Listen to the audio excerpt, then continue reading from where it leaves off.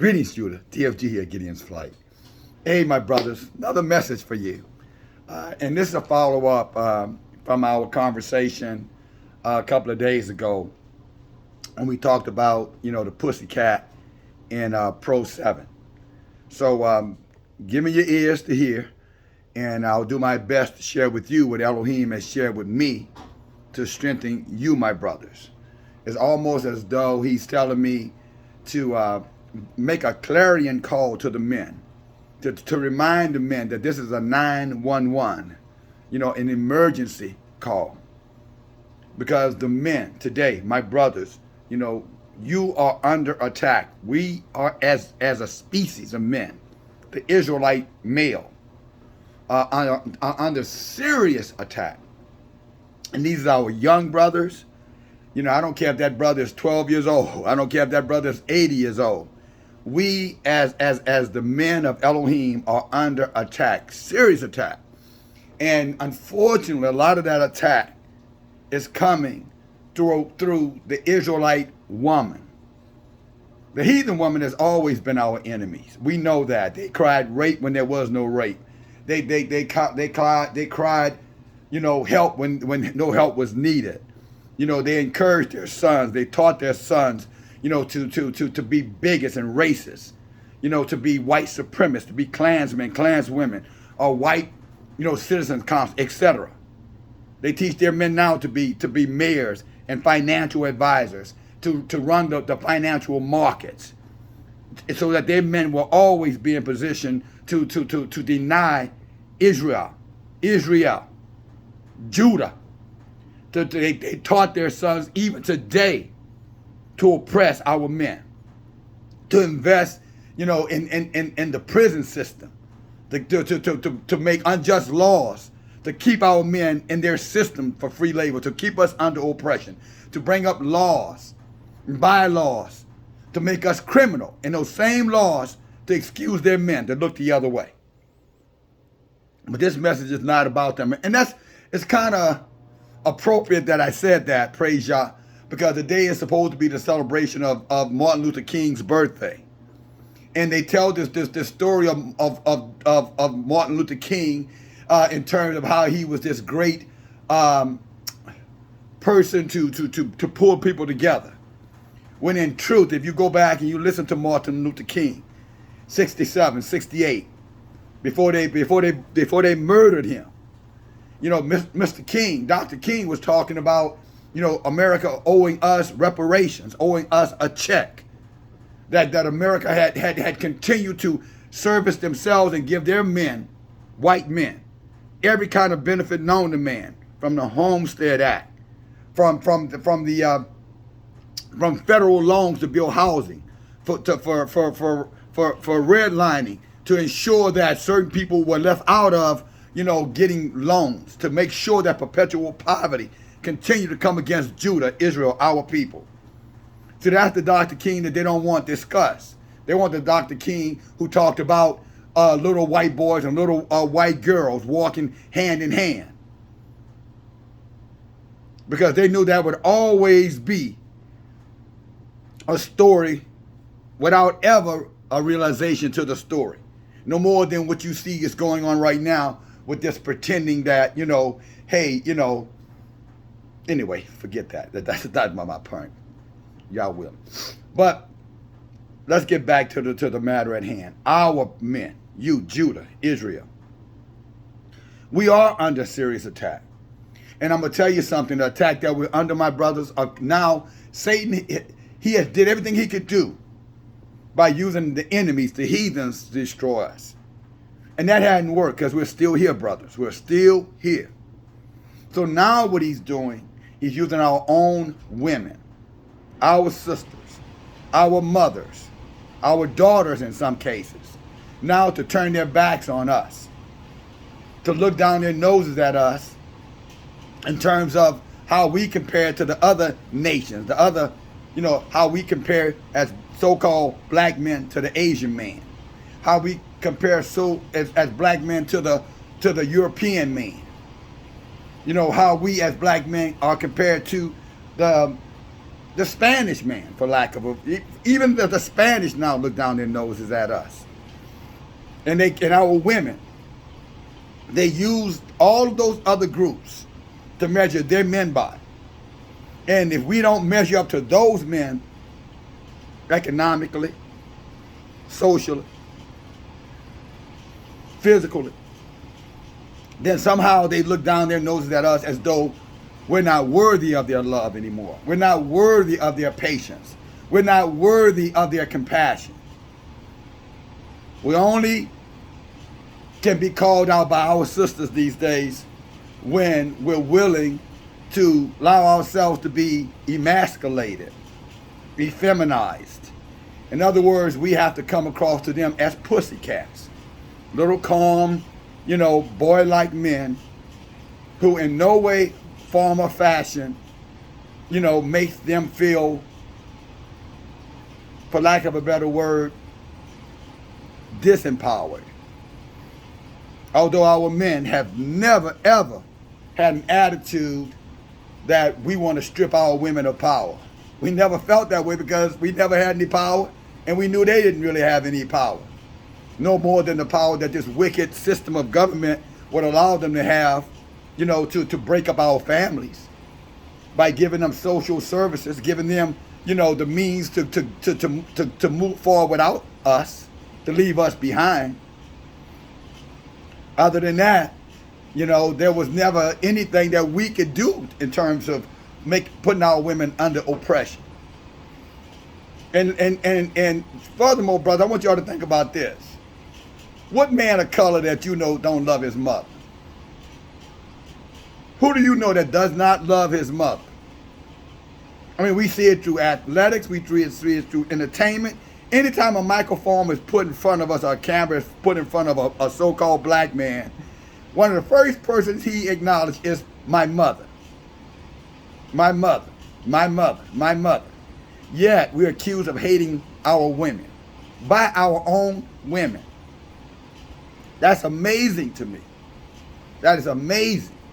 And very seldom, if they put that same camera in front of one of our sisters, you'll never hear her say, I love my father. I love my father.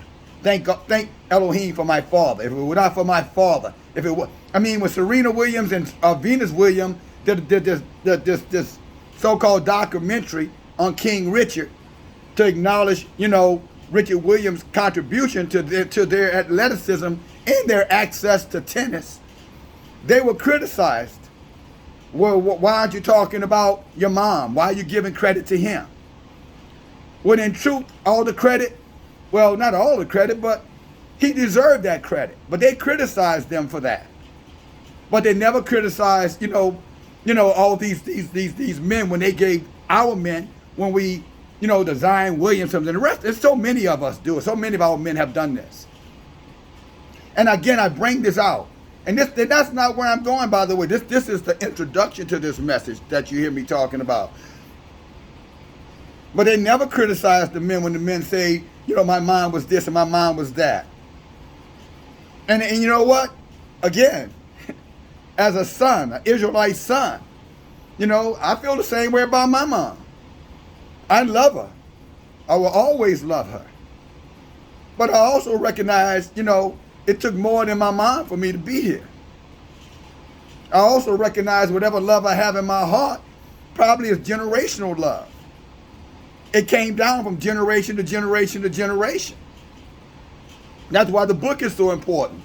Because the book tells us the very foundation of the people are the men. Our forefathers. If it were not for our forefathers, we wouldn't be here. And this is to you, my sister. My dear sister. My precious sisters. If it were not for the men, you would not be here. And sadly, so many of you have, not only have you forgotten that, you don't even consider it anymore. And I know they're not listening because this message is to you, my brothers. But maybe you can bring this message and pass it on to them. Maybe you should ask them, what really happened? Don't tell me what happened. Tell me what really happened. There's the old saying that there are three sides to every story. Your side, his side, and then the truth. So maybe it's time for us to ask our sisters, what really happened? What really caused you to look down at your brother, your men? What really happened? Do you even know what really happened? Have you even considered Jim Crow, vagrant laws, pig laws, mass incarceration programs that were placed intentionally to re-enslave your men, your sons, your fathers? The hatred that was projected on them when they would go to a job qualified, only told, we only have entry-level positions. And if you don't want that, then, we don't have anything else. And then another racial group walks right into those same jobs, and then they become the supervisors, the managers, the boss. How that they have to be humiliated every day. And this has gone on for hundreds of years. How your men have to be humiliated. They're put in years on the job. And then when they look around and, whenever an opportunity opens up, they're training, their success, they don't even know it. So when the opportunity opens up, they think, well, maybe they'll call on me because surely they know that I know what I'm doing. Only to find out they bring in some other group who had no clue what the hell to do.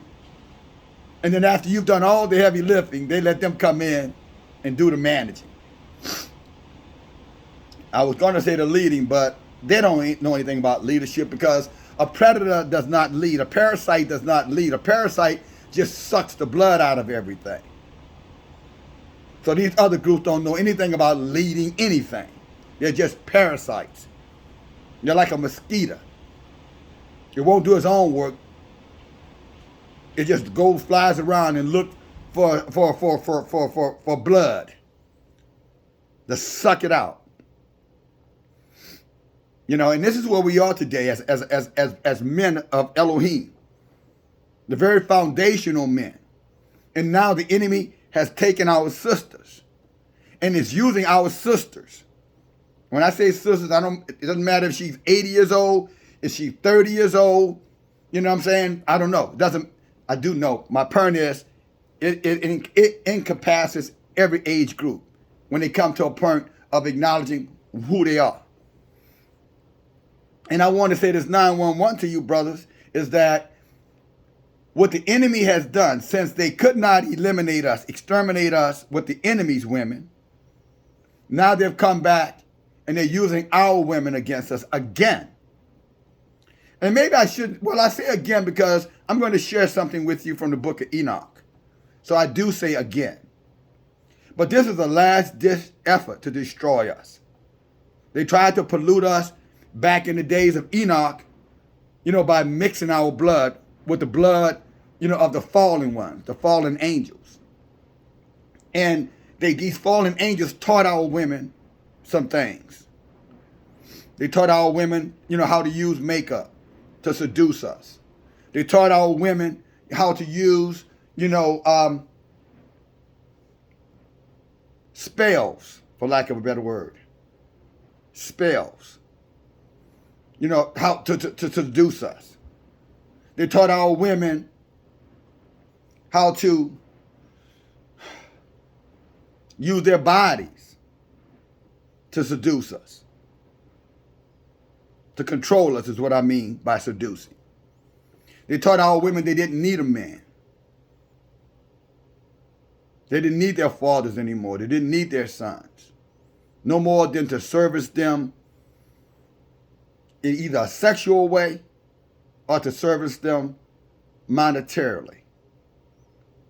And it caused our women to forget the necessity of teaching, the necessity of building a family, the necessity of protection, true protection, guidance. They created an environment where our women forgot to step back and understand that, there's strength in two.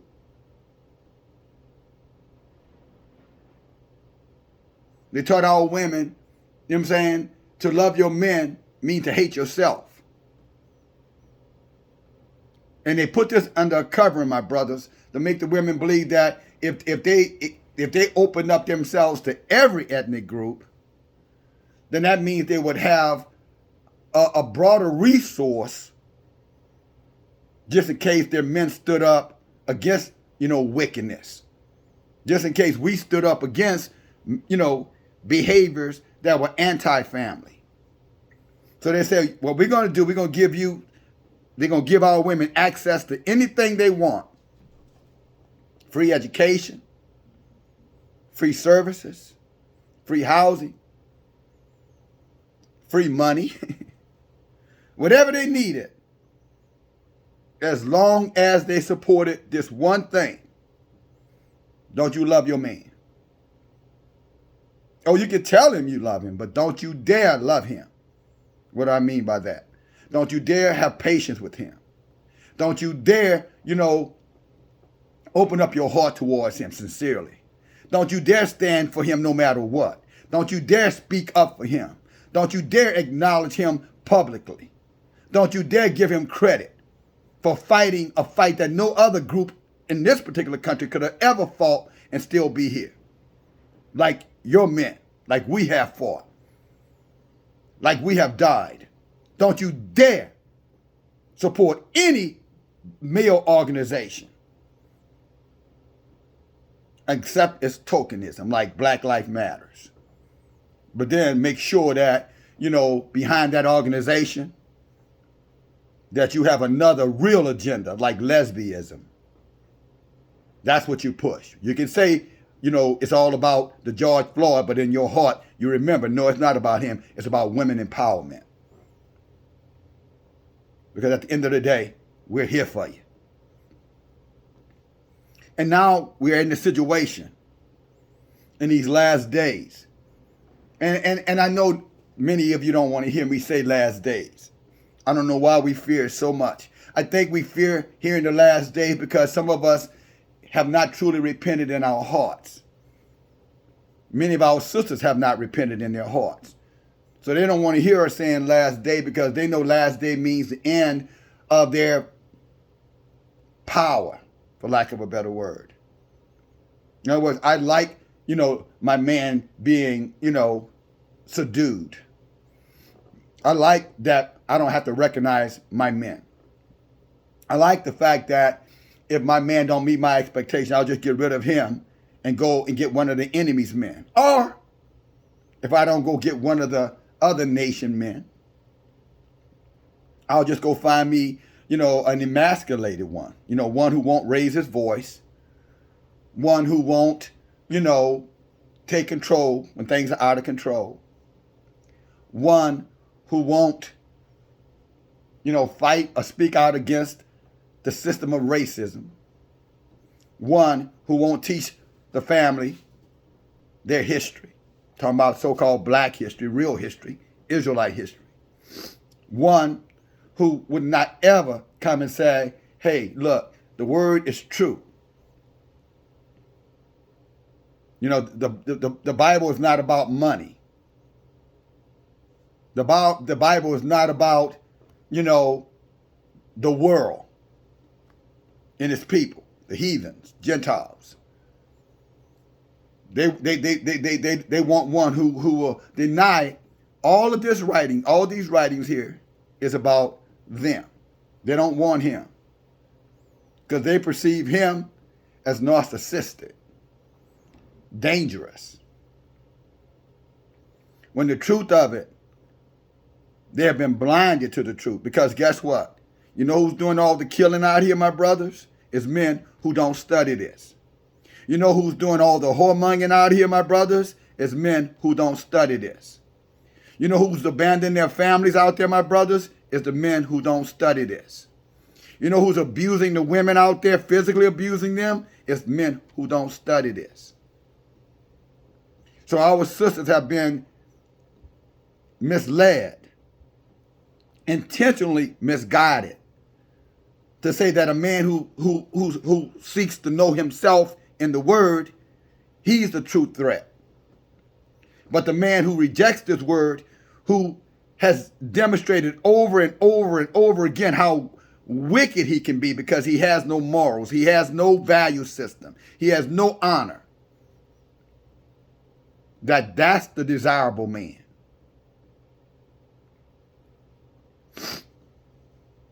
How sad. How sad. But that's where it is. And now, let me add this too to you, my brothers. Many of you, you have bought into that too. You have let yourself be lied to.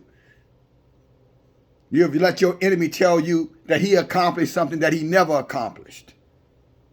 That he's responsible for something that he couldn't even ever in his best self have the integrity to accomplish. I'm talking about the book. He could have never honestly performed in the manner that the great men inside of this book performed. He could have never done that. He's too greedy. He's too lustful. He's too war-minded. He has too much hatred in his heart to have ever been the men of this book.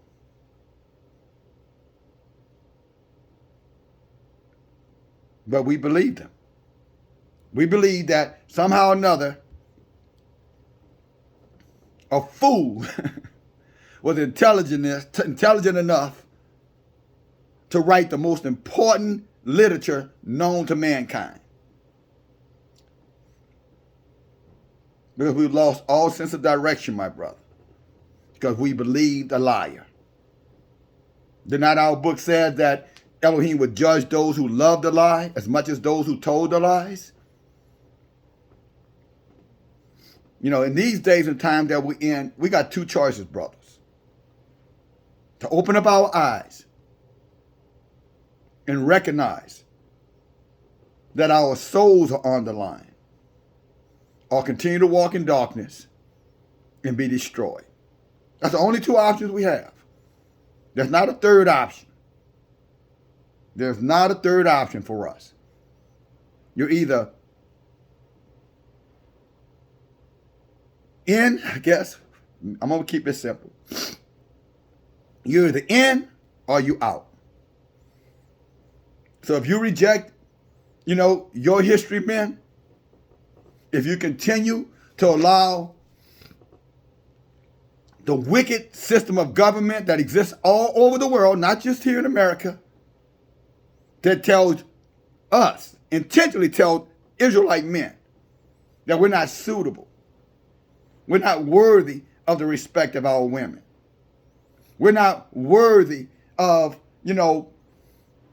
giving access to wealth. After all, you can't give them money because they're just going to waste it. That's the lie they tell. That we're not worthy of the respect of our children. We're not worthy of ruling the very earth that was given to us, the so-called black man, to rule. That the children of the fallen ones are more suitable to rule. Now, brothers, look at this earth. Pollution, disease, hunger, war, drug-induced it, alcohol-induced. Look at this world. Open up your eyes and really look. Look at this planet. And you tell me the heathens have done a good job with it. I'm talking about the group that have been in power. You tell me they've done a good job with this. Look at the earth. You can go to any country on this planet where the heathens have ruled. And you tell me they haven't stole all of the resources out of those places and left those places barren. And now they come to our sisters. And now they want to make our sisters barren. You know what barren means? Desolate. Nothing left. No more natural resources. Now they're at our women and they're telling our women, you don't need them. You don't need your man. He's too narcissistic. He's too corruptible. He's too, whatever negative, derogatory term they place upon us. So therefore, we want you barren, black woman, Israelite woman, we want you barren in him. We don't want you to love him. We want you to do one thing for us. We want you to take your bodies now. Since we've destroyed the body of the earth that was given to your man, that's not enough to kill him. But you can see, we all can see what they have done with the earth. But they won't take responsibility for that. They'll just say it's climate change. They'll just blame it on climate change, right? Global warming.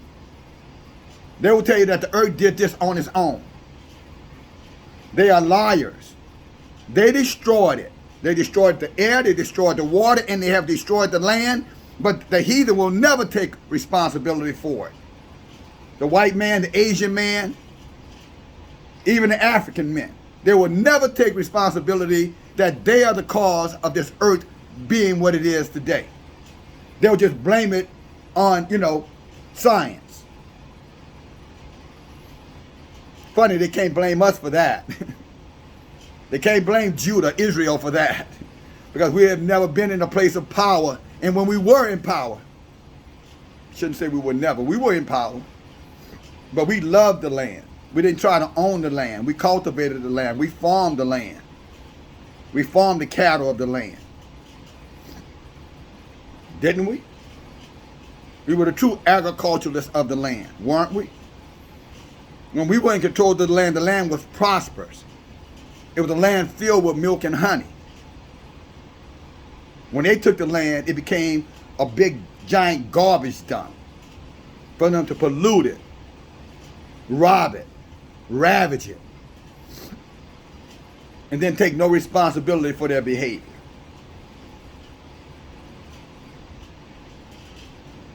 We had it, it prospered. They have it, and it's all but total wasteland. And now they're trying to go to Mars, or they're trying to go somewhere else to run from their dastardly deed. They take no responsibility. They hold themselves not accountable for anything. But Yah's not going to let them leave this planet. They can run. They can get their Elon Musk, and they can get their Jeff Bezos and Richard Branson. They can get whoever they want to get. They're not leaving. That firmament up there, that dome that's above the earth, what they call the Van Allen belt, whatever name they want to use, Elohim is not letting them escape this place. And they can try as much as they want to try, but they're not leaving because Elohim is going to deal with them. But in the meanwhile, they have one more thing they have to do. One more thing. And they have proven that they're incapable of doing it. And that is destroying every young black male, every middle-aged black male, every elderly black male. And female too, I might add. And there lies the complexity, the duality here, or lack of thereof. That is, they can't do it. So now they got our women. They recruited our women, our mothers, our sisters, our daughters. They recruited them to do or finish up what they started.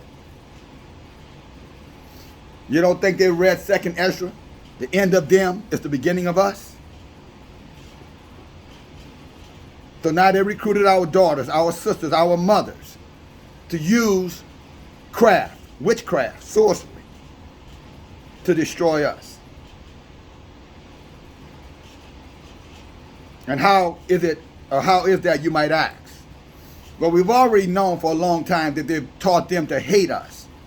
And I'm not talking about every sister, some brothers. Some of you brothers, you know good. You are still around good, beautiful, naturally beautiful women. They're still there. But they're a rare commodity. It's a rare so-called black woman who hasn't embraced feminism. Who have not embraced, you know what I'm saying, that my man is still my leader. That I still love my father. That I know that my son and my daughter will never be all they can be unless their fathers are in their lives, or their uncles, or my brothers. There's still few of those women out here. But for the most part,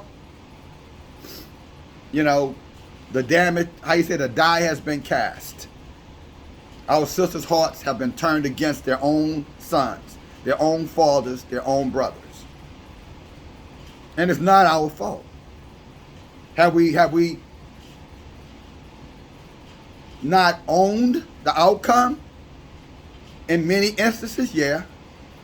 But have our sisters looked behind the obvious and asked themselves, why and how did that happen? No. They just grabbed the narrative of our enemies and they ran with it. There aren't any good black men. A good black man is a homosexual. A good black man is bisexual. A good black man is never a threat to anything, although he's constantly under threat. Threat of extinction, which means that they're under threat, but they don't consider. Let's not forget what Isaiah told us, chapter 1. The ox knows who he belongs to. The ass knows who it needs to follow. But our people, we don't know, and even worse, we won't even consider. And unfortunately for us, many of our sisters, they don't even consider anymore. They just run after shiny things. They run after money. If you want to know what shiny things are. They run after power. They run after security by any means necessary. And I do say that correctly. They run after security by any means necessary. They no longer are willing to suffer, to struggle, to fight, to compromise, to submit, to give in. And say, you know what? It's like I have a spirit of Esther. Go back and read the book of Esther, brothers. And look, when Esther's cousin, uncle, surrogate father, told her, Esther, do you realize that maybe you're being blessed for a reason? Maybe you have access to the king for a reason? Have you considered this, Esther? I understand you don't want to get in trouble, Esther. Esther, I understand you don't want no problems, Esther. Esther, I even understand why you're afraid, Esther. But have you considered your nation, Esther? Esther, have you considered your people? Esther, maybe the reason you are where you are right now is that you're there to save your people. All of them, your men included. And you know what Esther said to her uncle, cousin, surrogate father, whatever you want to call him? She said, you know what? If it was not for you, I wouldn't be here, Mordecai. And yes, I will listen to you, Mordecai. Yes, Mordecai, I know we're in trouble because you resisted the system of government, that you pissed Haman off because you wouldn't bow the knee to the enemy, that you would not conform to his legislation, his laws, his way of life. I realize we're in trouble because of you, because you decided to take a stand for what you believe was right, that you didn't forget who you were as an Israelite. That's why we got all this trouble going on. But you know what? I love you enough to stand up for our people. And if I die, I die. What a beautiful, beautiful testimony. That's Esther's testimony. You know what? For my people, if I got to die for them to be free, I'll die. If I have to die so they don't die, I die. I will put my life on the line for us, for my kind. That's Esther's story. That is the story of Esther. And some of you brothers, I'm going to give you a challenge. Maybe you ought to go to your sister, to your mother, to your daughter, your spouse, who falls in one of those three categories. So we don't even have to get into it. She's one of the three.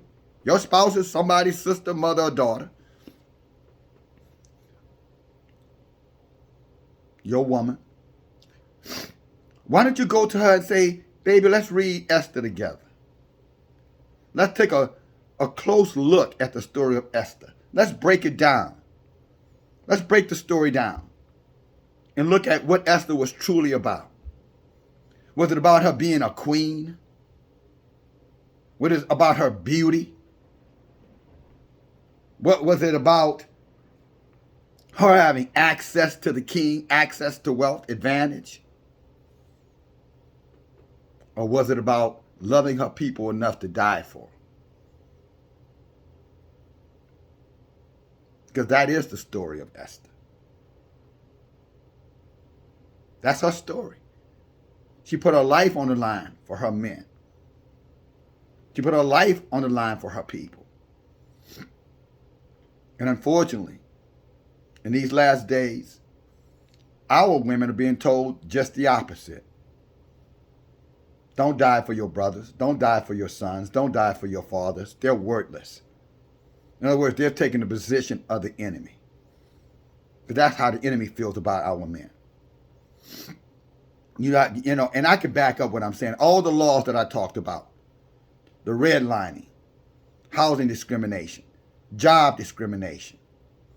Redlining is just another word for discrimination against access to bank loans, access to to financial support.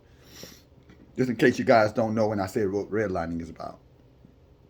And there's a deep, deep history of America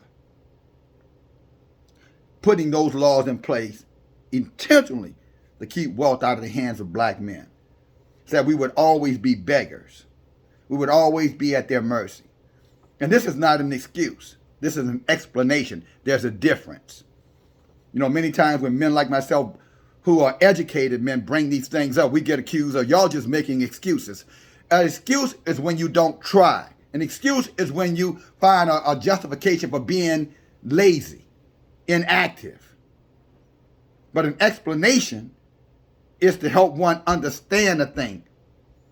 You know, the thing that goes along with all you're getting, get an understanding. Remember, Solomon reminded us of that? That if you're going to get, knowledge, you need to get an understanding to go with that knowledge. So you would understand the origins of things and not be just ignorant to the thing because you're just carrying on gossip, passing along misinformation, which means and ultimately you're going to be promoting ignorance, which always ends up with the destruction of the ignorant.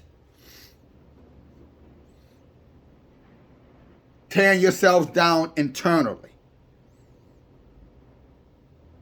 to build yourself up externally, to make it appear that everything is good. Make it appear that, oh no, this is not because of a lack of access. This is because of lack of effort.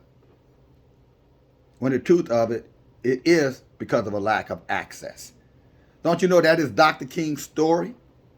For all of you who want to acknowledge Dr. King made it crystal clear that our situation 100 years after the so-called emancipation, our conditions were due to a lack of access. So you're going to honor Dr. King and call him a great man, but you're going to dismiss what the man had to say? A well-studied man in our history, what he had to say? So you're going to celebrate his birthday, but you're going to deny his message? His message is that America owed the black man a check. In other words, his message was America owed the black man reparations, just like it gave itself reparations. Homestead Act, free federal loans, housing accessibility, farm subsidies. I can go on and on and on. This is what America gave to whites This is what America gave to the immigrants, whether they came from Mexico or the other America, whether they came from anywhere in Europe, even Asia. Gave them access to wealth and denied it to the very people who were instrumental in building America. And through all of that, your brothers, we men of Israel, we're still here. They've tried it all and they've not been successful. They've had successes. After all, economically, the black male is at the bottom of the economic ladder. So they've had their success. After all, the black male is in danger, species-wise. Why do you think they're promoting this race mixing? They want to kill all of the seed of Israel, you, my brothers. And they're encouraging our sisters to embrace it. And all of this they have tried. No different than what Pharaoh did in our first captivity. Go back and read Exodus. Yet there's a remnant. There are few of us still here. You, my brother. If you're listening to this message, you are a part of the resistance. You're a part of the resistance. And you should know that. You are very, very necessary, my brother. And if our women won't tell you that, then let your brother tell you that. I don't care if you're 17. And if there's a woman who snuck in on this conversation, share this video with him or her. 30, 40, 50, 60, it doesn't matter. If you're still here and you still care, you still love your people, you still love the truth that is written in this book, you're the remnant, the final frontier. And don't let anybody tell you anything different, including our women. If our women want to betray us, Elohim will judge them. If they think they're just to use their bodies, their job, their power, their access to wealth, to look down upon their men, their fathers, their brothers, their sons, Elohim will judge them.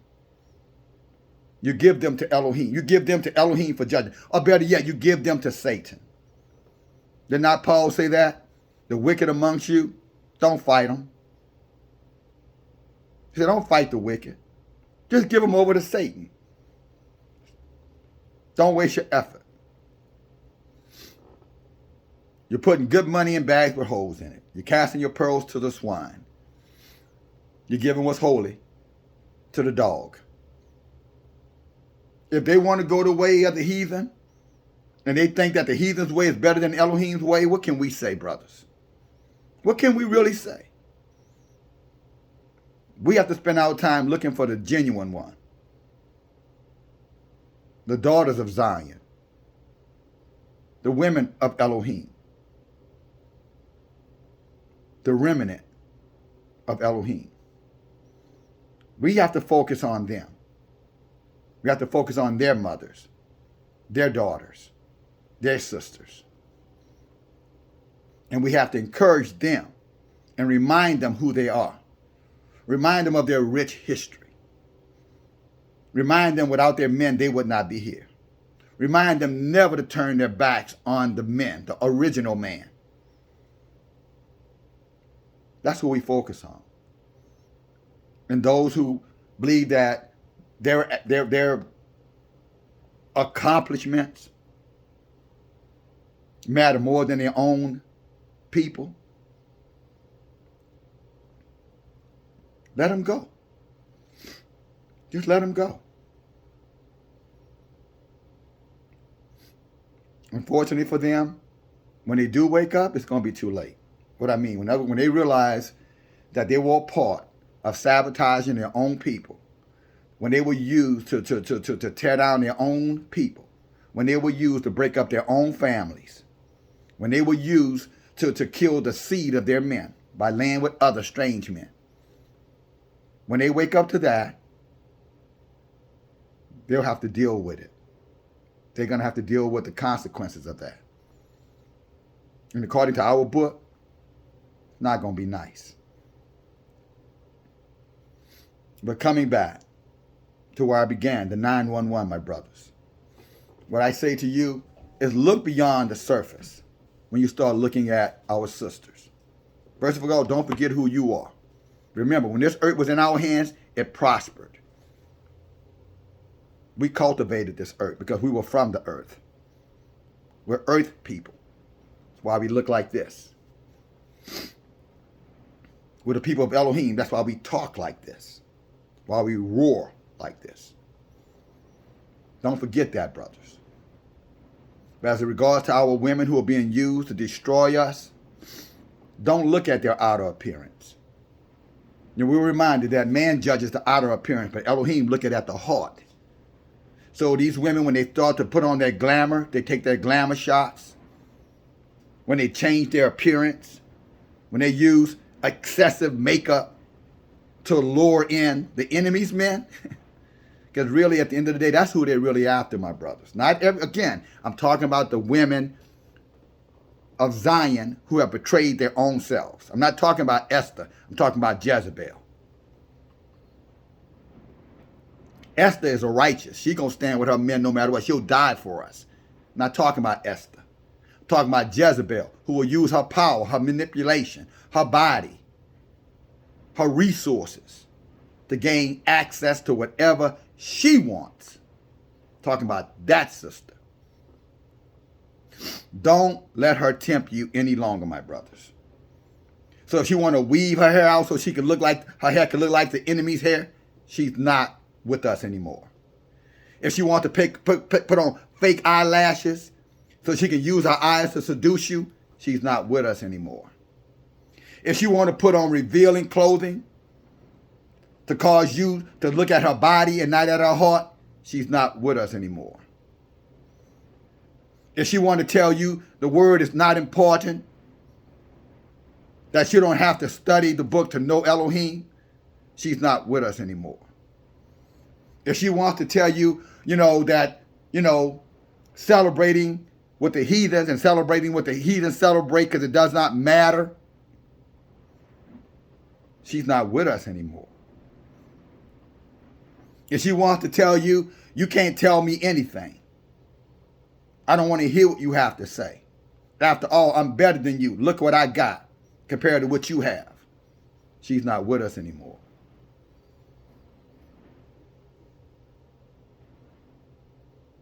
We have to start looking for the natural beauty of our women. And I'm not necessarily talking about outwardly. I'm talking we have to start looking at the heart of our sisters. We got to change our hearts from hatred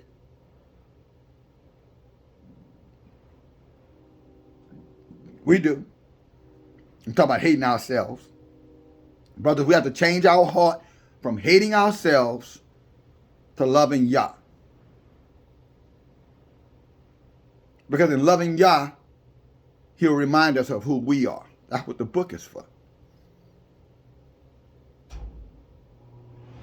And then, once we have done that, my brothers, then we have to build up enough, what word I would like to use? Let's just use resilience.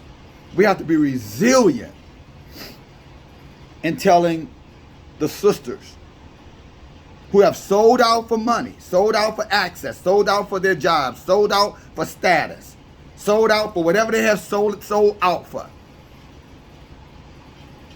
We have to look at those sisters and remember they're not ours anymore. Not because we don't love them, not because we don't know how to love them, because they have chosen to love the things of this world, to serve the things of this world, and to embrace our natural enemy, the seed of the wicked. And we have to be okay with that, my brothers. We have to be okay that Jezebel is not for us. Jezebel is going to destroy the nation. We have to find the Esthers who died for the nation, whose selflessness is greater than her. And I'm going to go to the book Enoch to wrap this message up. Somehow I feel like I've said a lot, and somehow I feel like I haven't said enough. And I'm sure there'll be more to come, my brothers. But I have to remind you, somebody's got to remind us, that's real love. That we're not alone in this struggle. That these things that are going on inside of our nation, not America, that's not our nation. Our nation doesn't have a name. Well, if you want to call it a name, you call it Earth. Because it all belonged to us. It just was stolen. And the name was changed to hide the identity of the thieves.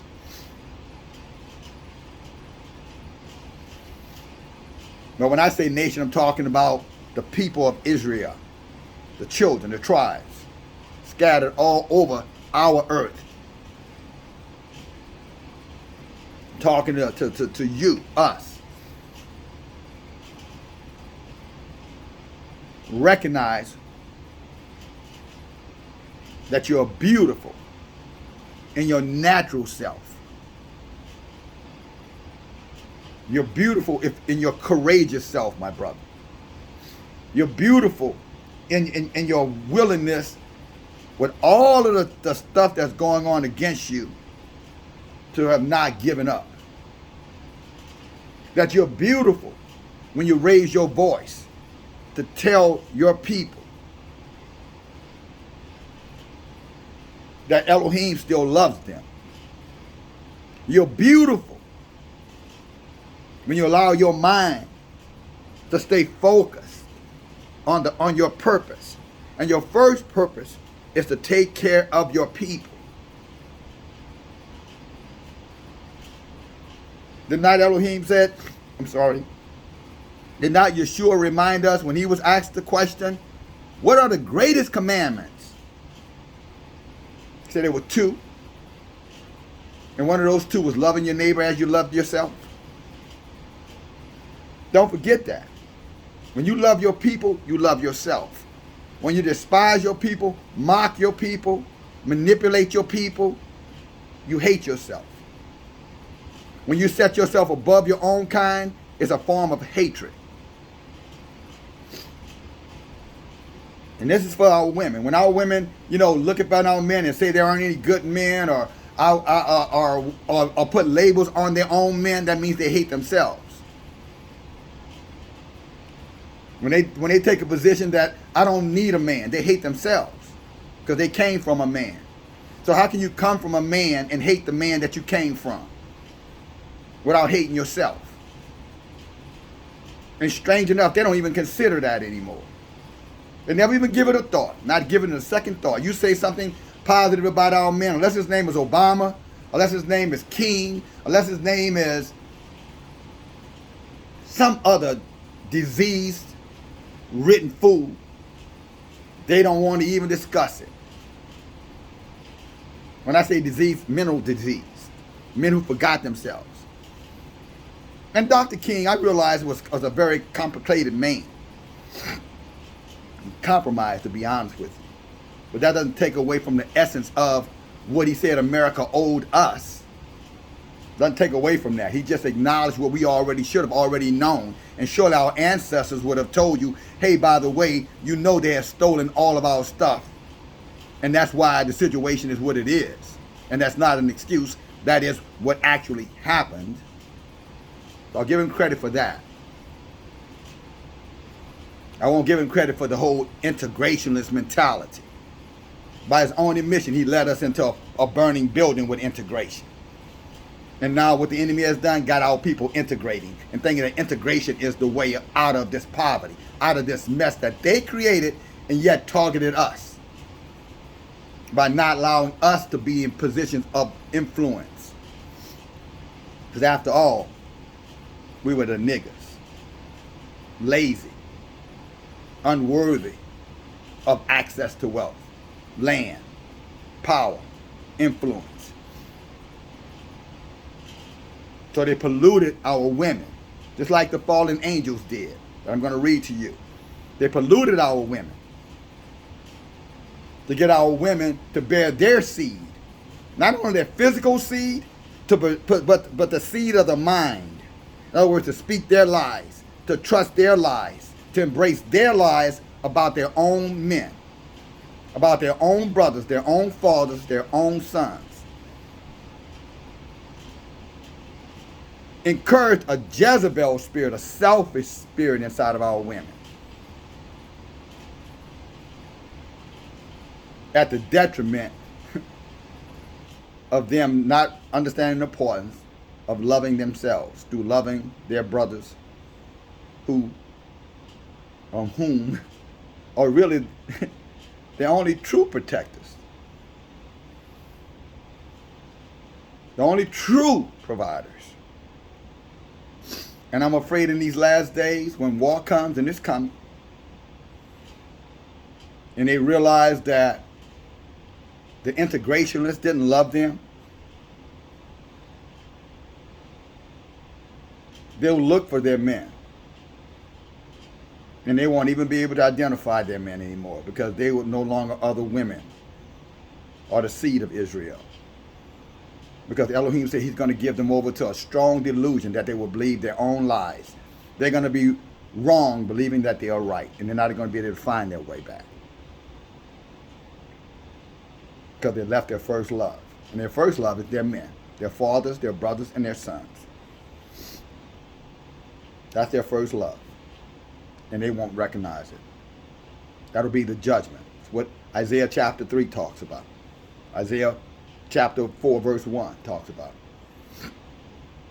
And let me say something else to you guys. And I'm going to stop and I'm going to go to the book and bring this out, and then we're going to end this.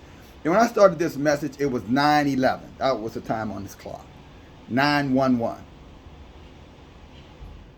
Emergency. Isn't that 911? A clarion call. I just looked at the clock. It was 10:10.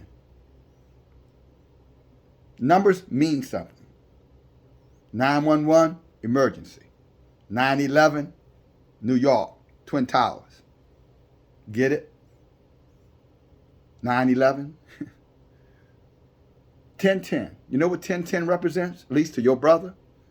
It represents John 10:10. What Yeshua told his followers. He said, don't forget this, my sons, my brothers. He wouldn't have called them his sons. He would have called them his brothers, disciples, followers. He said, don't forget this, my neighbor. We have there's Satan. Satan is there. He's a thief. And don't forget this ever. Remember this for the rest of your lives and pass this down generation to generation to generation. Make sure it gets to DFG ears. And DFG, when you hear it, you speak it. This is what he told them. The thief, the seed of the wicked. He said they come for three purposes. He said they come to steal, they come to kill, and they come to destroy. Is that not the true description of the Eurasians? Eurasians. Remember that word from geography? Eurasians. Is that not the mentality of the Eurasian when he spread it all through the rest of the world and he colonized the rest of the world? Changed their natural use of their women. Now got our women looking light, dark, all kind of shapes, worshiping idolatrous gods, practicing heathen religions and customs, pagans. Is that not his footprint? All over the world.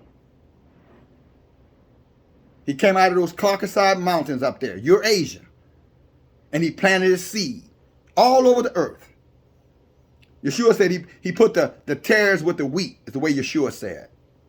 Because he wanted the tare to choke out the wheat. In other words, he wanted to pollute the people, mix the people genetically, so that those genetically mixed people can kill the true natural people, the wheat. And he's been very successful at it, to the point now that even our own women no longer embrace their true natural selves.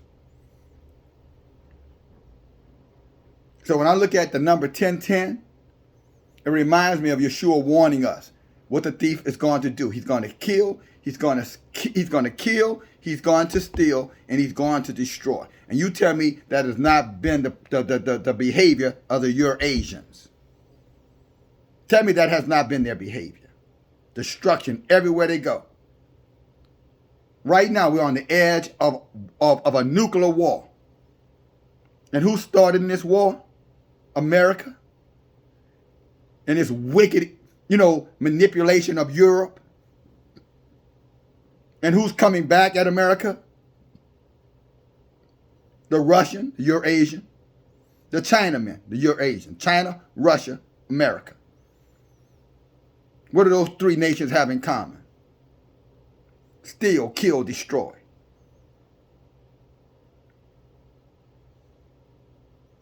So John 10:10 is to remind us of that. But he said that you don't have to die. We don't have to give it up. We don't have to lose our true identity. We don't have to run from who we are. We don't have to hate ourselves to make them feel better about their wicked selves. We don't have to lie for them. They're good. Everybody ain't bad.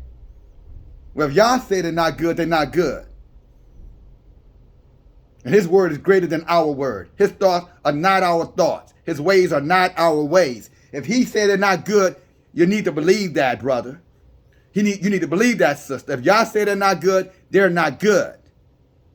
I want to say that's Isaiah 57, around verse, I don't know, I want to say like maybe 22, 32. Read it. He said he'll tell you, my ways are not your ways, and my thoughts are not your thoughts, says Elohim. So if he said they're wicked, they're wicked. Be okay with it. But that's why they're here, to eliminate Israel. I don't care what they say, because they had a choice too. And they've shown us what their choice is, to destroy our people. And their last and most important weapon as they start this world war, as they try to escape this earth so they don't have to deal with the consequences when they destroy this earth, what's left of it, that they haven't already destroyed. Their last weapon is our women.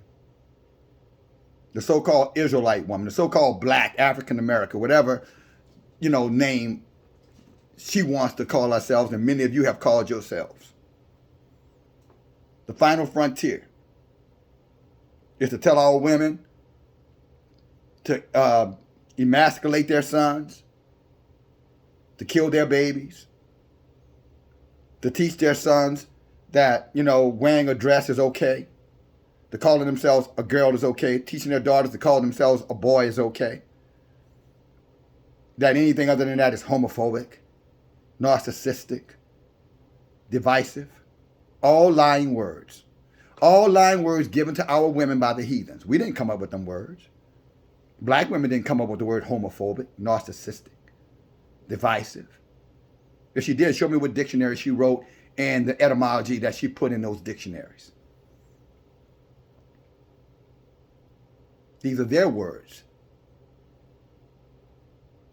And we have embraced these words. Many of our people have embraced these words as though these words are the truth. These are lying words from the liar, the thief. If you want to know what our original words were and our original words are, they're written in the cipher. The cipher.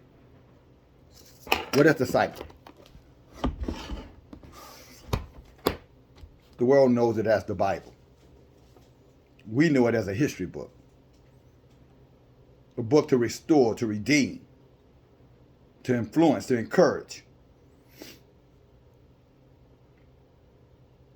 Again, go read it for yourself. John 10:10. Thief come to steal, kill, and destroy. That's the only reason they're in the ears of our sisters. It's the only reason why they give the platforms to the Cardi B's.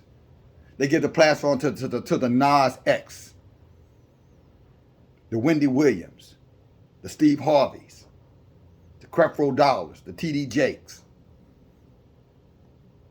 the Anita Bryants, Juanita Bryants, and many others, Oprah Winfrey, Gayle Kings, Soledad O'Brien's, all puppets who will repeat their jargon, who will repeat their lies, even at the detriment of themselves. Embracing alternate lifestyles like that bring forth life. How can you destroy life promoting homosexuality and pro-choice and at the same time say you love life?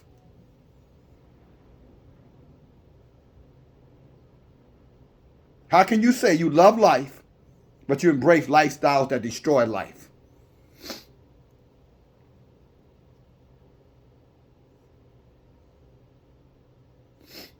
That in itself should be convincing to you enough that these people are liars. But you won't consider. And brothers, again, I'm talking to you. I ain't talking to these sisters out there. Now, if you share with the sister, then that's between you and them. And if you happen to be a sister and your natural curiosity, well, you gotta, stick your nose in nosy self, then so be it. I'm not ashamed of what I'm saying. And I don't say it to dismiss you. I just say it to remind you who you are. You're not Jezebel. You may have become her, but that wasn't your place. Elohim did not predestinate you to get in bed with the heathens. Your purpose was Esther's purpose. To fight for your people, to love your people at any cost. And then let him reward you for your works. Not reward yourself. And many have not listened. And therefore, the ultimate consequence when they destroy this earth,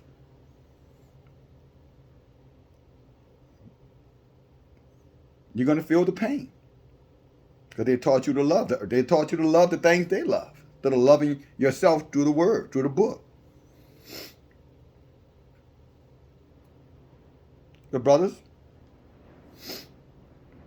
coming back to you. Remember,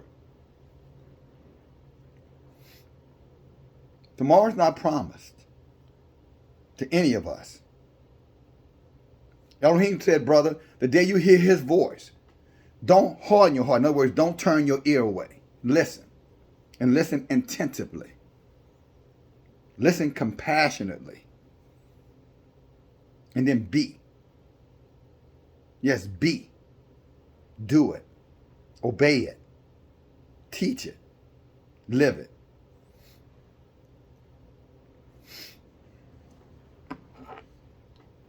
The book of Enoch, chapter 15.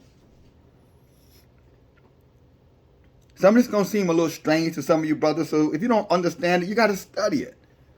Read it again. Replay the message. Just keep on. You'll get it. If he sees you coming to him, Elohim said, Yeshua through Elohim said, if you knock, the door is going to be answered. He said, if you seek, you're going to find. He said, if you ask, it's going to be given to you. So just because you don't understand it in the beginning, brother, don't give up. Keep going. Read it over and over and over. Elohim will see your efforts. And then he's going to reward you for those efforts. But if you just do it one time and walk away, then you get nothing. There's a season for everything. There's a time for everything.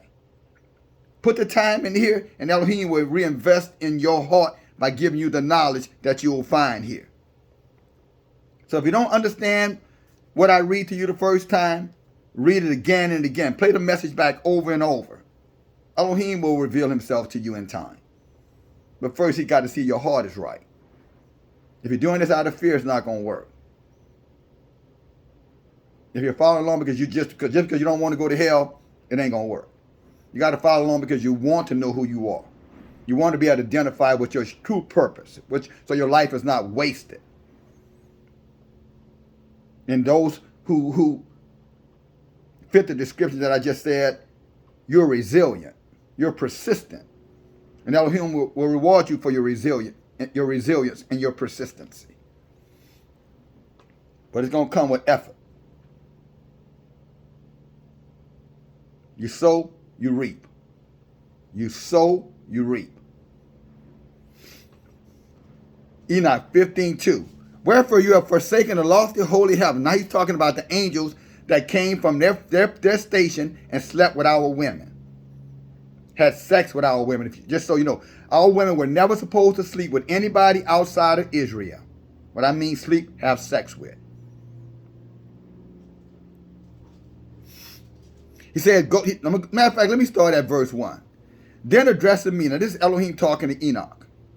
He spoke and said, hear, neither be afraid, O righteous Enoch, you scribe of righteousness. In other words, you one who write down the things that I'm telling you.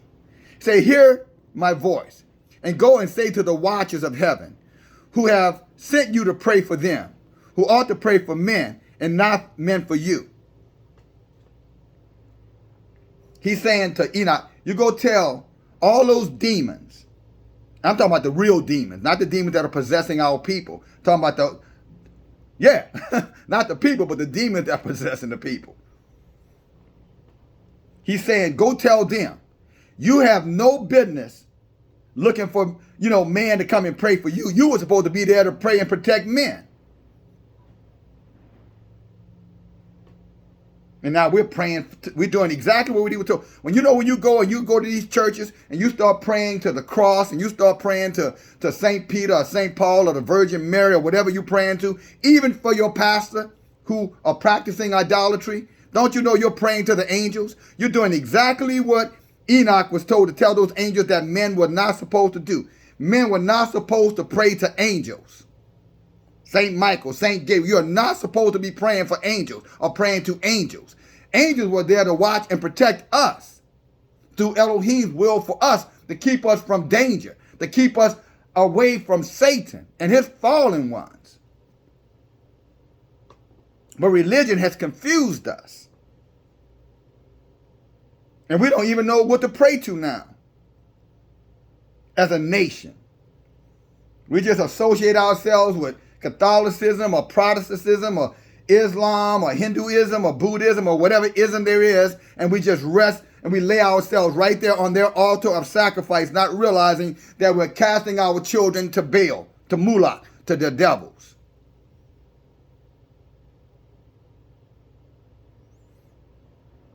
Your preacher don't want me to tell you this, but Elohim told me to tell you, so I'm going to tell you. Your priest don't want you to know this, but Elohim told me to tell you, so I'm going to tell you. The white man doesn't want you to hear this, but I'm going to tell you this.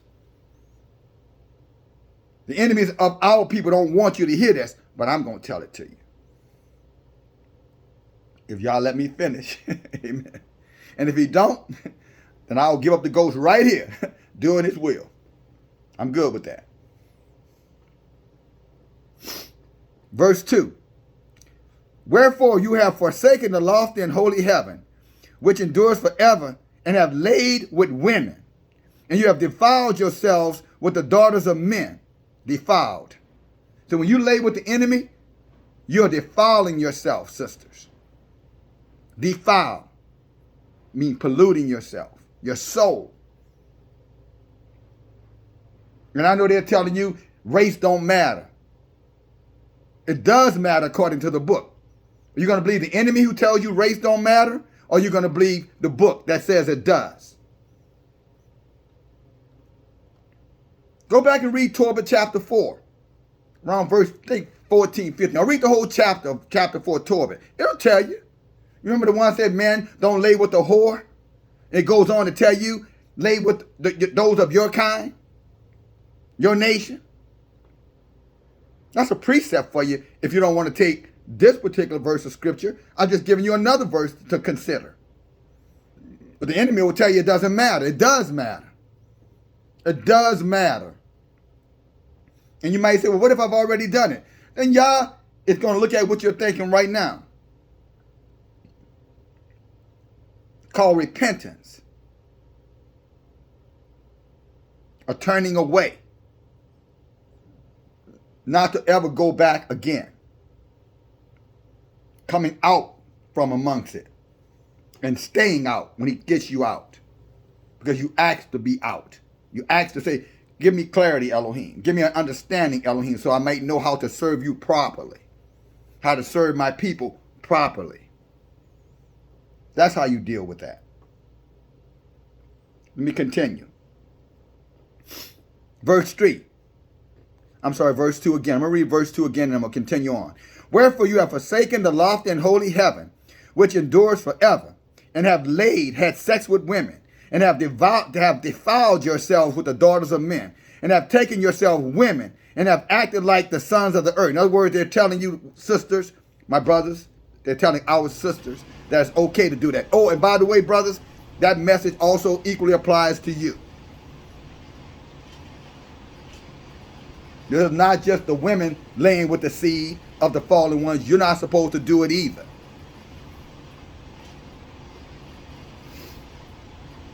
The word. He says, you have acted like the sons of the earth, and you have begotten giants. In other words, you're born giants. These giants simply means these very smart people. These doctors and lawyers and scientists, professors, government officials. He said, you created these giants, these very powerful people. And these very powerful people, when they get in their positions, judges, lawyers, whatever they are, scientists, they're going to do everything in their power to destroy you. You created your own destroyer. This is why he doesn't want us with them. Because their seed is going to have a mixed loyalty. And their seed are never going to be able to truly recognize their own kind. And therefore they'll be used by the other side of the family, so to speak, to hate this side of the family, the Israel side of the family, because they are naturally enemies. So now these people are conflicted. They don't know which side they're on. So what they tell you, it does not matter. God don't care. That's their word. We know Elohim does care. If he did not care, he would not have put it in the book. But that's why many hate the book. They don't even read the book. They don't even consider. I don't have nothing to do with no Bible. Of course you don't. Of course you don't have nothing to do with the Bible. Because it's the only true reflection of yourself. And if you are ugly, surely you won't want to look at the thing that calls your ugliness out. And all the makeup in the world, and all the tight-fit clothes in the world, and all the working out in the world, and all the dieting in the world, it's going to beautify you. Not before Elohim. Maybe before men, but not before Elohim. Elohim going to say, I see the filth in you. You're covering it all up, but it's still you. You know, the sisters out there, they're covering themselves up, losing glamour shots. Every time, you can't even go on to any social media without seeing some woman with her ass poked out in your face. Her breast pushed out in your face. Her made up face. Who's asking for that? I don't remember the brother saying, man, I sure wish my woman go and weave her hair out and turn her hair a different blonde color and push her titties up and poke her ass, you know, in the faces of the world so that I can feel better about myself. I don't remember any brother saying that. Who taught these women to do that? Why are they doing it, you know, at the numbers they're doing it right now? Why? They don't even consider why. They think it's doing it because they want some likes. They need attention. I'm beautiful. I'm beautiful. Can't you tell? Is that not what Jezebel said to Jehu? She put her makeup on, the book says. She got all prettied up when she knew Jehu was coming to destroy what she had built. It said she made herself up so she could seduce him with her appearance, maybe to get him off of his purpose. Yah had sent him on a mission, and she thought she could change his mission. That's what these women are doing to us, brothers, some of them. They're putting on all this stuff to take us off our mission, to take us off our purpose. Because your first purpose is to love Elohim, brother. That's your first assignment. Love Elohim with all your heart, all your mind, and all your spirit. He's using women and their attractiveness, their covering, using makeup, glamour shots, tight-fitting clothing, seductive clothing, seductive words, sweet words. He's using all of that, just like Jezebel was using her stuff in her church, I might add, her prophets. They're using all of that to take you off purpose, to get you off of what your assignment is, brother, That's why I'm telling you it's a 911. It's a clarion call. You're going to have to be like Jehu. When Jehu saw Jezebel all dolled up and prettied up, he realized that she did all of that to seduce him, to get him off of his purpose. He understood it. And he told those Enoch that were up there with Jezebel, her gay friends, take and throw the witch off that balcony right now if you want to save yourselves. And that's exactly what they did. And the dogs ate her up. Exactly what she deserved. Don't let them use their bodies to take you off your purpose, brother. Don't let them use their seductiveness to take you off your purpose. Don't let them use their flattering words, which is another word for lying words, to take you off your purpose, brother. You stay on purpose regardless. Elohim will give you what you desire in his time. This is the danger now. Just so you know your brother is not off point. See, I'm not like the Dowd of the world who start talking about one thing. By the time you finish listening to these idiots, you're like, what the hell is that fool talking about? You don't know what the hell he's talking about, so he just say anything. No, your brothers bring you right back to where we started this message is. The enemy is going to use our women because he's used everything else to destroy us, and he couldn't. Now he's using our women through abortions, through homosexuality, through lesbianism, to transgenderism, to destroy us now, to hating us, to using feminism, to say that we're narcissistic when we're only being men. So he's going to use them. The final frontier is to turn the women against the men, to kill their seed. Interracial relationships, to kill the seed. Because he knows that as long as there's a black Israelite man who has the ability to reproduce of his kind, their kind is threatened. Because he knows life is in the seed, and the seed is in the male, and it plants itself into the female egg, and then it produces after its kind. So if they lay with a heathen man, then they're going to have a heathen baby. I don't give a damn how dark his skin is, or her skin is. If their father is an Edomite or an Amorite or some other ite, then that's what that baby is. Mixed duplicity. Not even going to say mixed loyalty because they can't be loyal. Loyal is either in or out. So they become confusion. They're having confusion. They're reproducing confusion in the earth. And the book says Elohim is not the author of confusion. Let us continue. Verse 3. He says, and you being spiritual, holy, and possessing life which is eternal, have polluted yourself with women, and have begotten carnal blood, and have lusted in the blood of men, and have done as those who are flesh and blood do. These, verse 4, these, however, die and perish. Therefore have I given to them women, that they might cohabit with them, that the sons might be born of them, and that this might be transacted upon the earth. See, Elohim is saying that the women were supposed to be for us, for the Israelite, for us, not for the enemy. And because that our women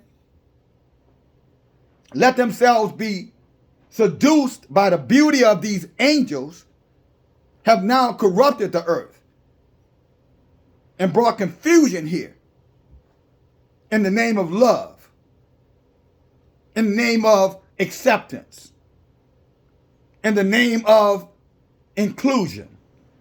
All deception, disillusionment.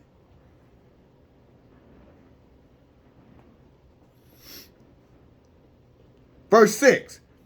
But you from the beginning were made spiritual, talking about the angels, possessing a life which is eternal, and not subject to death forever. Therefore I made not women for you, because being spiritual, your dwelling is in heaven.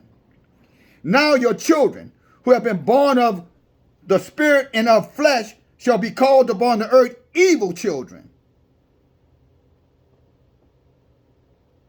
Yeah, you heard it. I read it. Evil children. Evil. Evil children. That's what you're producing. when you transgress Elohim's uses of your natural body. You're bringing forth evil children. And these evil children are influencing the good children. And now the good children, the good seed, is being led astray by the evil seed. And now the whole earth is corrupted.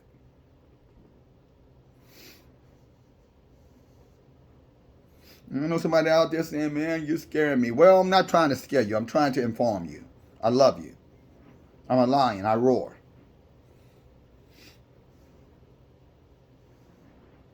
Hallelujah.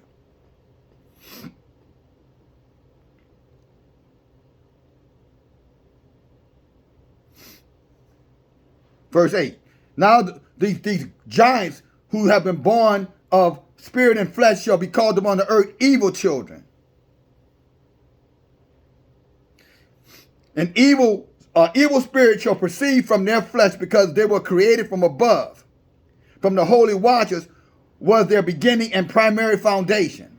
Evil Rahuk shall they be upon the earth, and their spirit of the wicked shall be called, the habitation of the Rahuk of heaven shall be in the earth. But upon the earth shall their cohabitation be terrestrial spirits who are born on the earth. Now you got all these demonic babies out here. So the Rahuk of the giants are like Nephilim, which shall oppress. So this is what an interracial child is going to do according to the book.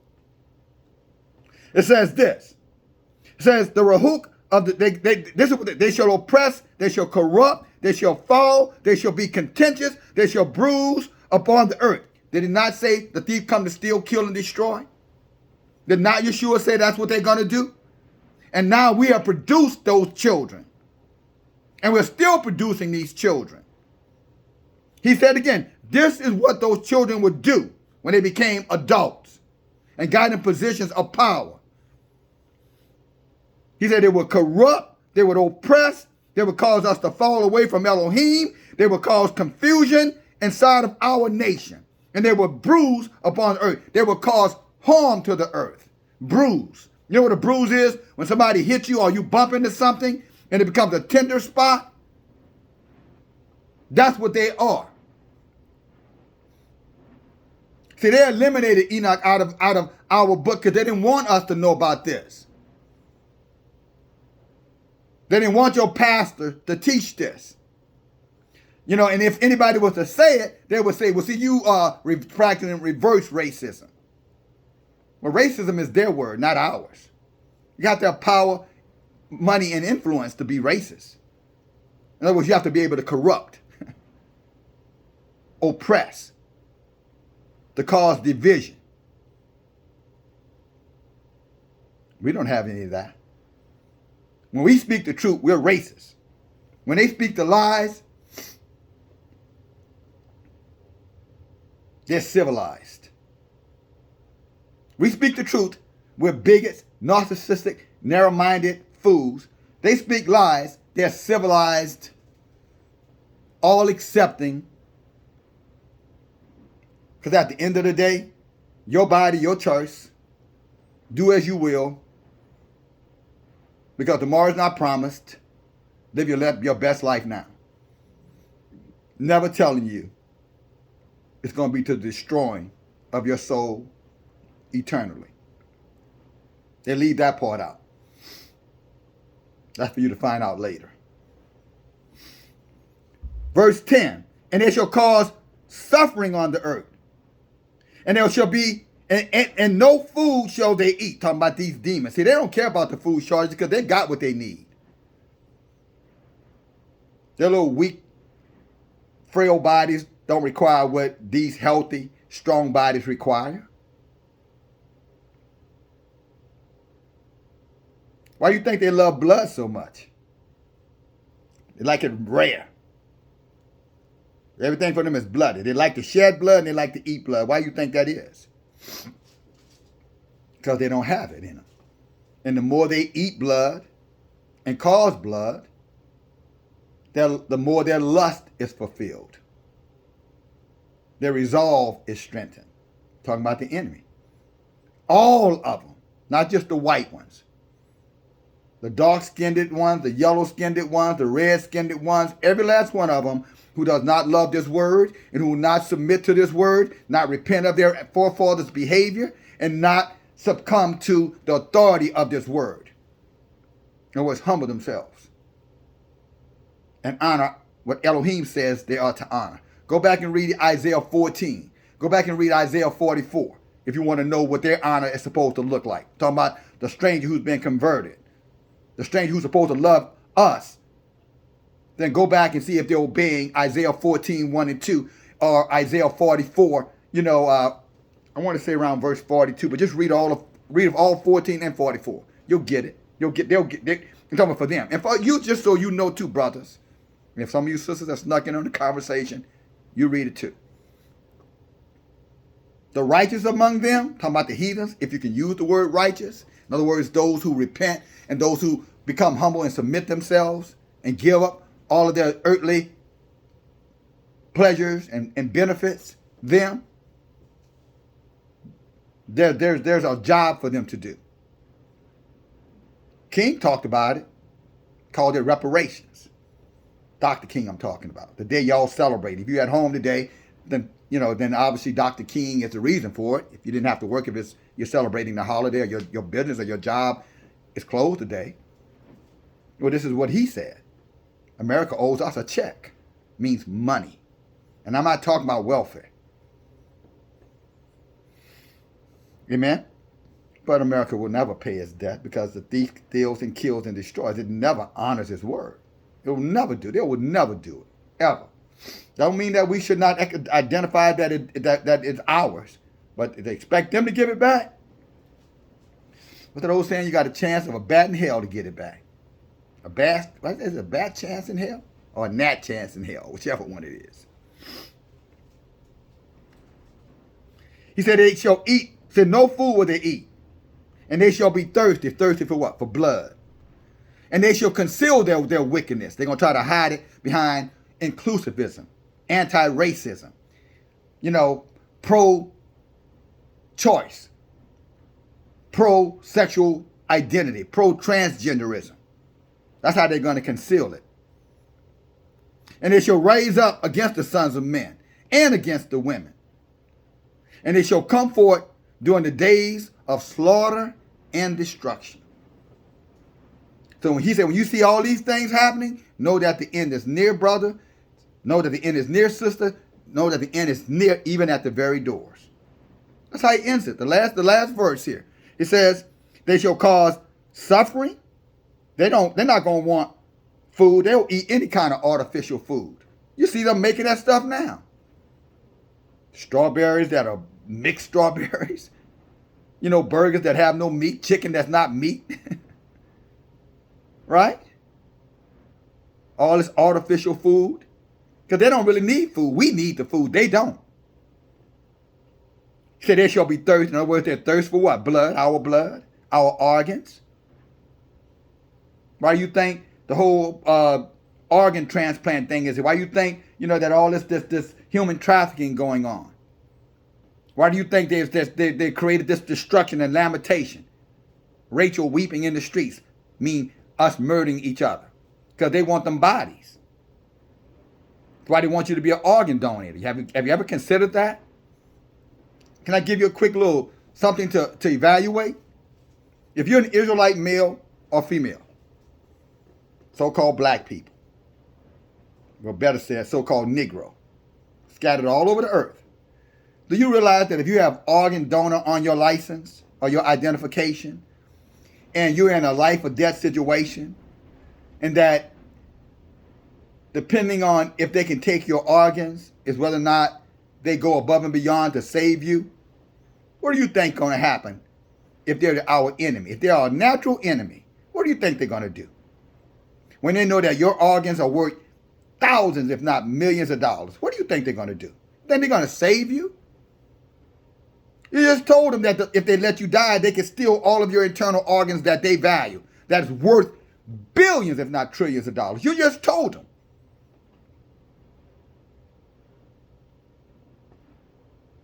I know you're thinking, well, if I'm going to die, let them get it. But that's not necessarily what they may not do. Just because you said if I'm dying, or if I die, you can take it. That don't mean what you might think it means. See, you'll believe, well, I'm talking about if I die. Well, what if you're dying and they can do something to resuscitate you or to keep you alive until they can get you into a place where they can maybe give your body what it needs to keep you alive? And they look at your ID and it says donor, organ donor, even if you're in the hospital. The so-called caretakers who have a waiting list of thousands, if not millions, because they need a kidney or a liver. And the value of those organs are almost invaluable. What do you think is going to happen? I'm just asking for a friend. Your body is worth money, and to let you die, by your permission, they can sell your body parts. What do you think is going to happen? I know you don't want to consider that. No way, that's too much. You're conflating it. You're exaggerating it. Well, again, did not Isaiah say that we would not consider? Consider means you need to be thinking about this stuff, brother. Sister, you need to be thinking about everything that you do. You need to think about it. You need to ask yourself the question, is that a possibility? That's what considering means. Is it a possibility? Could this possibly happen? See, the thing that we should be okay with, we're not okay with, and the things we shouldn't be okay with, we are okay with.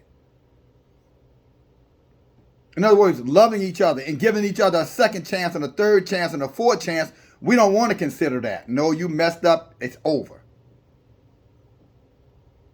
But when it comes down to the things that we shouldn't consider, embracing, alternate lifestyles, giving people permission to take our organs, hating our men, hating our fathers, our brothers, and our sons, we won't consider that. At the end of the day, why do I need a black man when I can have all these other nations out here who, for the most part, tell me I'm a queen and I'm everything until they get me in their houses and get the doors shut, then I'll become a nigger bitch. Now, nobody should be offended with what I said because there ain't supposed to be no women listening. Now, if you snuck in on this conversation and you heard that, sister, then get out of your feelings. Because it could very well happen to you if it not has already happened to you. So I'm not conflating anything. I'm just being transparent, which is what we need more of in these last days. It goes on to say, they shall be thirsty, meaning thirsty for blood and anything else they could get. I'm talking about the children of the evil ones.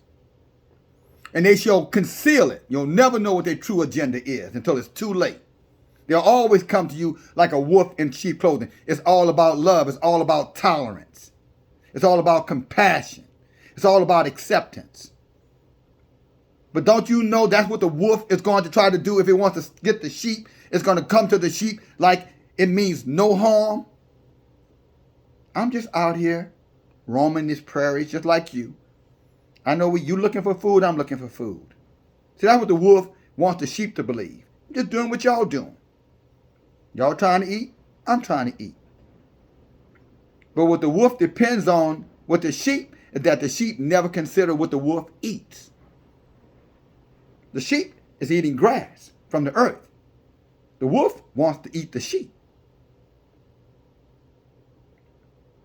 So talking about coexisting with two different motivations can cause the destruction and the slaughter of your own people.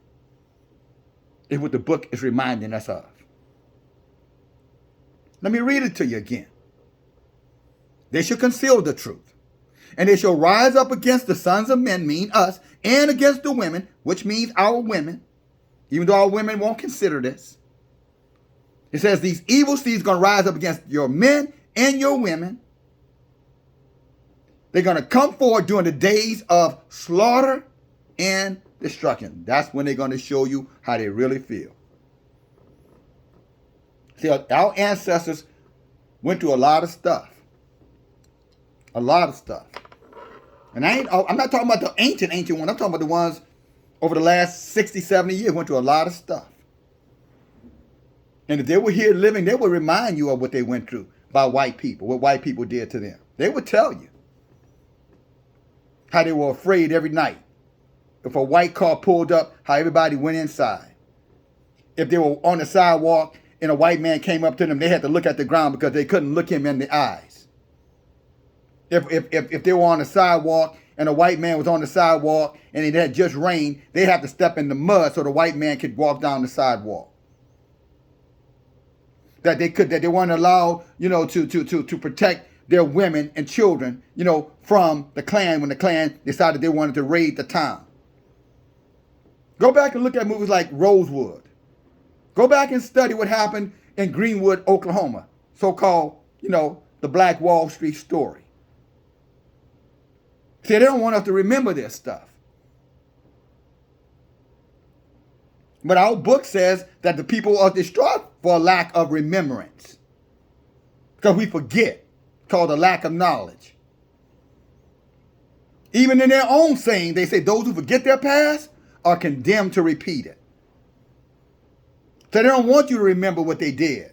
Because if you don't remember what they did to your grandparents, you won't remember what they're going to do to your children in the days of slaughter and in the days of destruction.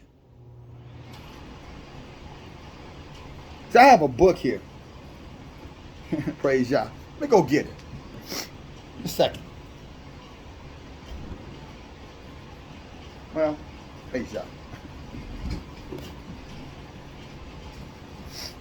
I won't. Not necessary. But the name of the book is Least We Forget. Right? And that book is talking about the horrible stories that happened to our people after slavery ended. All the horrible atrocities that so-called white and Asian and even Hispanic people did to our people. And it reminds us, don't forget who these people are. They're the children of the evil ones, the fallen ones. And they don't have inside of them compassion. They only have inside of them a thirst for blood, a thirst for power. That's all they have. A thirst to control and a desire to steal and to kill and to destroy to get it. That's all they have in them. And I don't care what anybody wants to tell you. Who are you going to believe? Those who have sold out to them to teach lies to us in religion or the education system? Or those who wrote the book to protect us, to guide us so we might see them as they're trying to hide or conceal themselves like wolves? Who are you going to believe? Or you believe, I hope you believe the truth, brother. I hope you believe your book, your own history, written for you, by you. But if you don't, then you can expect that you'll be dealing with the consequences of your own self-induced ignorance. You believe them one time too many.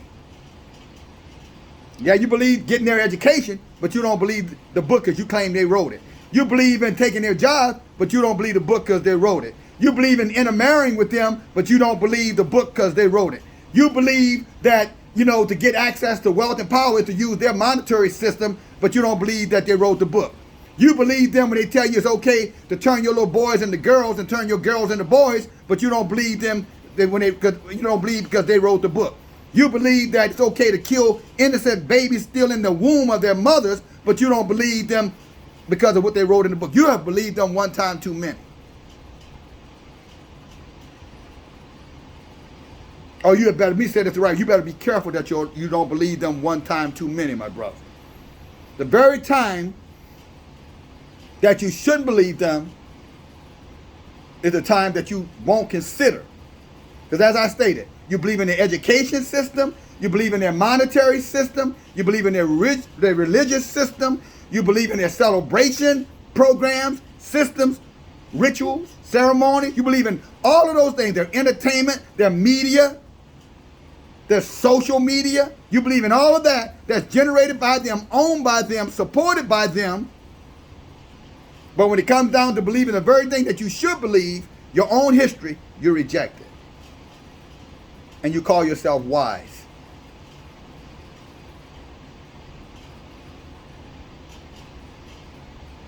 That's about the most ignorant thing I've ever heard. You embrace all of the things that are detrimental to you, but the one thing that's beneficial to you, that you reject. 911. It's emergency, it's a clarion call. Our sisters, unfortunately, in many cases have been turned against us. They're using their bodies just like their bodies were used to attract those angels who fell from heaven, the watchers.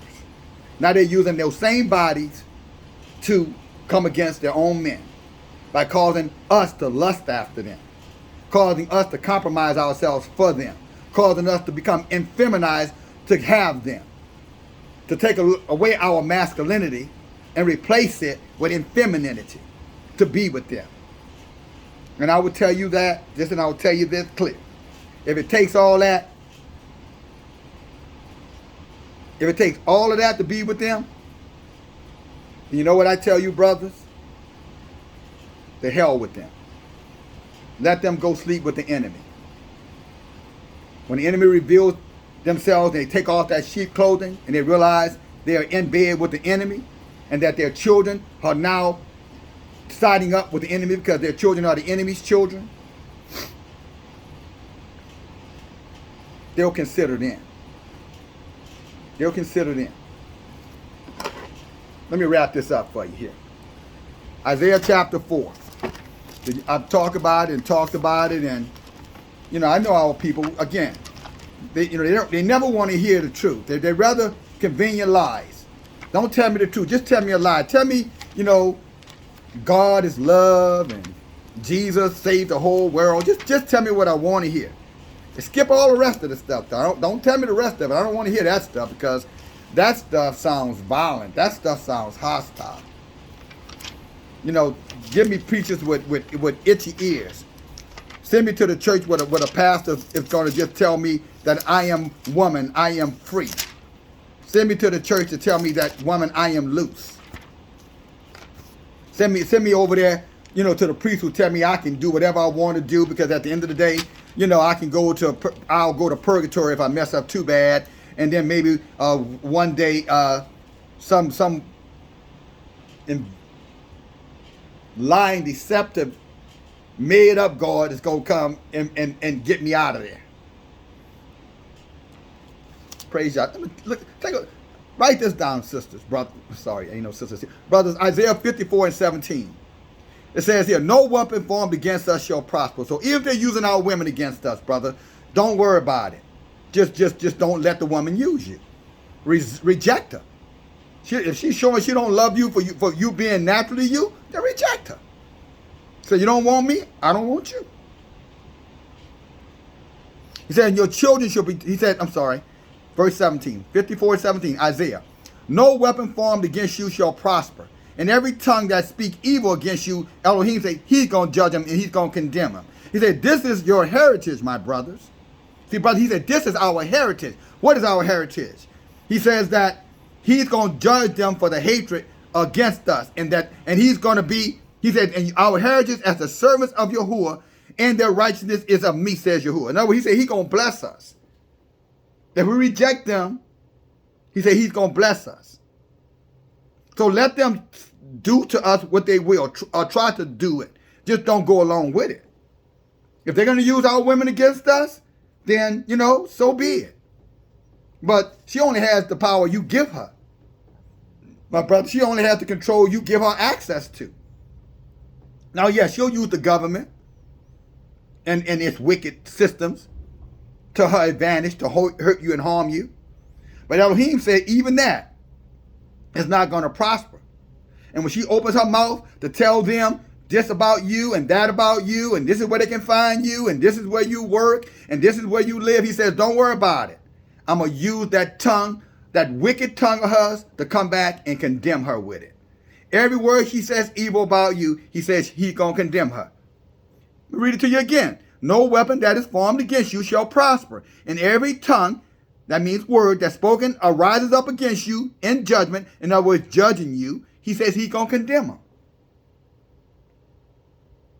So let them judge you. Let them have their little things to say about you. See, the essence of the world going to support you anyway. The Jezebels ain't never going to find nothing good to say about you because it's all about her. That was Isaiah chapter 54. Let's go to Isaiah chapter 4, verse 1. He says, in that day, matter of fact, let's go to Isaiah chapter 3, verse 25. So your men shall fall by the sword, and your mighty men in war. That's the war that's coming. And the racial war that's coming too.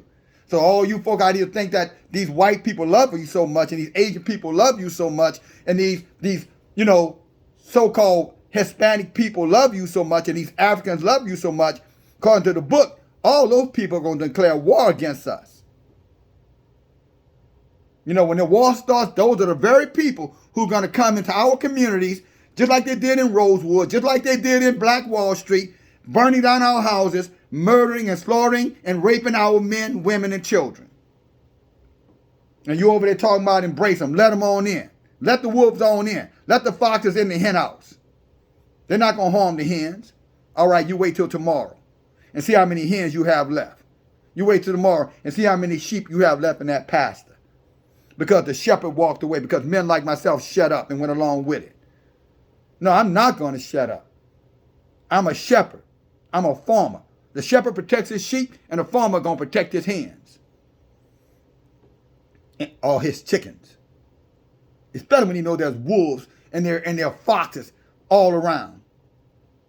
Sly foxes who conceal themselves to take advantage. He said, for your men shall fall by the sword, and your mighty men in war. And the gates shall lament and mourn. Over, they're going to cry, and they're going to mourn. They're going to suffer, being desolate. They shall sit on the ground. In other words, all of these folk who are lining themselves up against their own kind, Elohim said when he finished, they're going to be in the streets, homeless, beggars, desolate, disease-ridden, famished, victims, victimized. They're going to live a horrible existence for betraying their own kind. That's what the book says. Don't get mad at me. Get mad at me for reading it. And you okay that I bring you forward to truth, you get mad at me for reading it, but I didn't write it. I'm reading it. The big difference. You're going to hate the messenger and the message? Yeah, because of your own wicked heart. You take that position.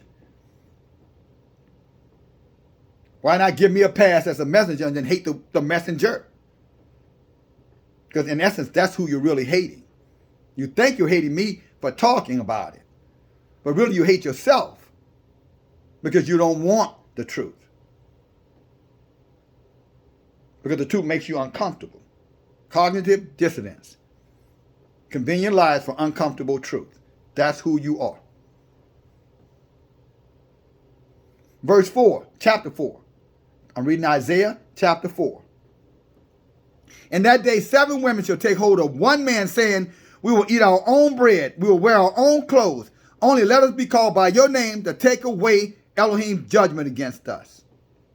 How you think that's going to happen, brothers? Why do you think they're going to be saying that? Because everything is going good for them? Because the white man continues to support him with welfare and social services and gender advancement? Minority programs that support the women but leave out the men? You think that's why they're going to be saying what they're saying? No, they're going to say it because all that's going to be taken away from them, because that wolf going to reveal himself to them. When they really need that wolf support, that's when that wolf going to show, I'm not one of y'all. Psych, fooled you. And then they're going to come back to the men. They're going to come back to you, bro. That's why I say, hold your ground. Just stand your ground. They'll be back. They will be back. According to the book, they are going to come back. This is a prophecy. I don't care what those sisters say. I'll never do it. Of course, that's what they're going to say. Until they're confronted with the ultimatum. I bet you when they're confronted with 4 or 5, 6'5", 280-pound white men who trying to tear their bodies to pieces, I bet you they won't be thinking and talking all that brave talk then. I guarantee you they won't. They'll consider then. So they of course, they don't have nothing to consider now. In other words, everything is in their favor. Or at least, you know, they're not suffering yet. Let's see if they're going to be like that when they're suffering. Again, brothers, I'm going to say this to you. Please do not take what I said and apply it to every Israelite woman, because that's not what I'm saying here. I'm talking about the women who use their bodies to destroy the nation. The last frontier. They couldn't destroy us on all these other things, other scenarios they put for us for thousands of years. They could not rid themselves of us. So finally they figured, well, let's use their women against them. Let's cause a schism between the black man and the black woman. And let's tell the black woman she don't need him anymore unless he becomes effeminized. In other words, when he's no longer acting like a man, then you accept him. And train your boys to be that way too.